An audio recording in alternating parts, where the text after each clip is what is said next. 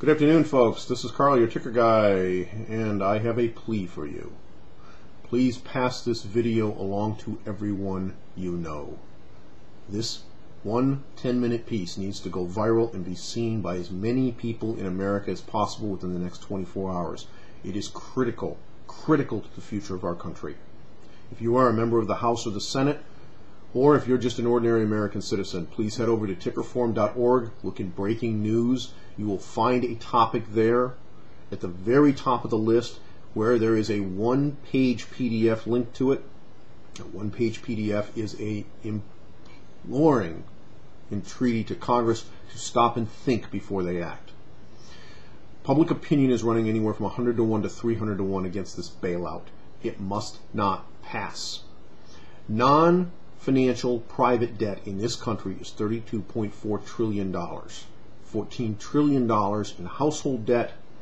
Households lost $400 billion in net worth last quarter. Congress wants to add $700 billion to this tab, and if it would work, I would say okay, but it can't and won't, because the problem is trust, not cash. We have gone from being a net debtor as an American public, that is, we save negative amounts of money of our income, to the largest savings rate in the history of the nation in the space of a few months. People are hoarding, folks, and that's why we have a lockup in the markets. They are hoarding because there is no trust.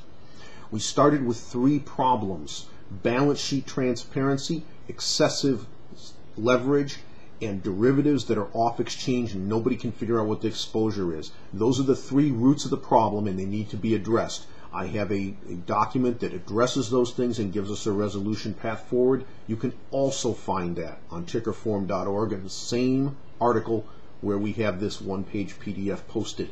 But we've now added to this problem materially. The federal government is responsible for the destruction of trust in our financial system.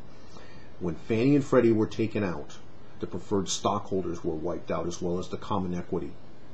This is a change. When Bear Stearns was taken down, the common stock was wiped out. Then we had this happen with Fannie and Freddie, and at the time I said you cannot own preferred stock in any financial firm anymore because you never know who's next. The government changes the rules. They come in, they don't put the firm through bankruptcy court, they don't put it through receivership. They by fiat declare these things to be worthless. Well, Thursday night we had something much worse happen. We had Washington Mutual taken over. And in Washington Mutual's case, the entire capital structure of the firm was destroyed intentionally, without recourse, and in violation of the rules that are supposed to govern this stuff, so the firm could be taken out by JP Chase. Folks, I don't know if you understand how serious this is, but this is a direct attack upon the capital structure of every financial firm, every bank, and related company on Wall Street. They will all go down one by one, except for the few favored ones that the New York Fed, the Federal Reserve, and Henry Paulson like. JP Chase is apparently one of them. They saw a $10 rise in their stock price, even though they issued a dilutive stock offering. Why? Because they're one of the favored few. But look at Wachovia Bank, look at Chorus, look at everybody else out there. They're all getting shredded day after day. Wachovia and Chorus, National City, those three, were just pummeled on Friday, and the reason is the public has figured it out. The investors have figured it out, and foreign capital, worst of all, has figured it out. Folks, we have capital structures in this country and in the way we do business in order to prevent this kind of thing from happening. You have equity at the bottom, that's common stock, then you have preferred stock, then you have various tranches of debt with different places in the capital structure above that. The idea of this is that if the company goes bankrupt, the equity will normally be totally wiped out, the preferred stock may be wiped out, but these upper tranches, these upper levels of equity and debt are protected. Those people's interest is protected by the insulation provided by the people underneath them. When you have a government that comes in and declares that capital structure valueless, and then we're just going to shred the whole thing, throw it in the trash can without judicial review and give it to another firm, what you've done is destroyed trust. And that is at the root of this problem. This $700 billion bailout is going to make it even worse because we're going to have even more trust destroyed, less transparency, less oversight, less accountability. Folks, we can't let this happen. We only get one more shot at this. The reason the credit markets are so dysfunctional, the reason that firms are seeing 30% share price falls in one day is because nobody believes that the capital structure is sacrosanct anymore. Nobody believes that if you go bankrupt, you'll go in front of a bankruptcy judge. Oh, no, no, no. Now what happens is Hank Paulson comes in, Sheila Bair comes in, their friends at J.P. Morgan come in, and they literally steal your capital out from under you. Ladies and gentlemen, if you do not understand this fundamental fact, you will never get to the point of understanding what's going on here. What is happening in our capital markets today is a travesty. There are solutions to this problem that involve restoring trust. Honor the capital structure, fix the balance sheet opacity, cage the derivatives monster, and fix the leverage problems. We can do all of this. It can be done now. Yes, we are going to go through a recession, even though to this day we are taking these extraordinary steps and our government doesn't even admit that we're in one. We've been in a recession since the fourth quarter of last year. But you won't hear that out of any of our people. Not out of Paulson, not out of Bernanke, not out of anybody. Second quarter GDP is positive. We're not in a recession, supposedly. Of course, are those numbers true or are they cooked? Who knows? The government is literally making this up as it goes along. But instead of restoring trust by doing so, it's destroying trust by picking winners and losers. Ladies and gentlemen, if we don't stop this, capital flees our shores, we will have a depression. And it will not be because we have gone too far with credit expansion, even though we have.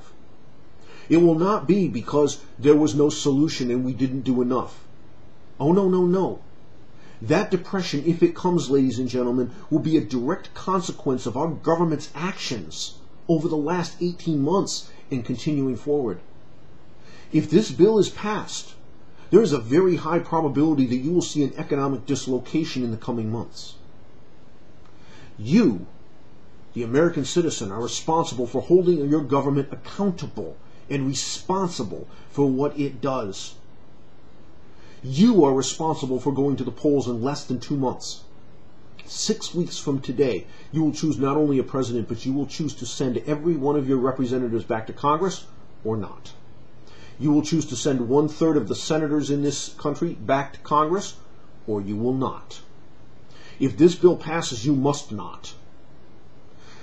A truth that many people do not wish to admit is that less than 10% of the electorate will swing essentially every congressional district in this country, even the ones that are supposedly safe. This bill is the wrong answer. It does not solve the underlying problems. We do need to take action, ladies and gentlemen. We cannot sit on our hands, and I will not suggest that we should or can. But we cannot bail out the system by pouring money at it. We cannot solve a problem that is $30 trillion in size with 10% or more bad. That is over $3 trillion in bad debt with $700 billion. And we also can't print up $3 trillion to make the problem go away. Therefore, we must force those firms that are insolvent into the open, figure out who they are, and resolve them through existing principles in the law. Protecting those people who chose to buy in the higher quality areas of the capital structure and allowing those people at the lower areas to take the loss that they were paid for via a higher risk-adjusted return. This is our last chance, folks. If this bill passes and becomes law, we will not have the ability to reverse its effects. Please call Congress. Please fax Congress. Tell them, no bailout.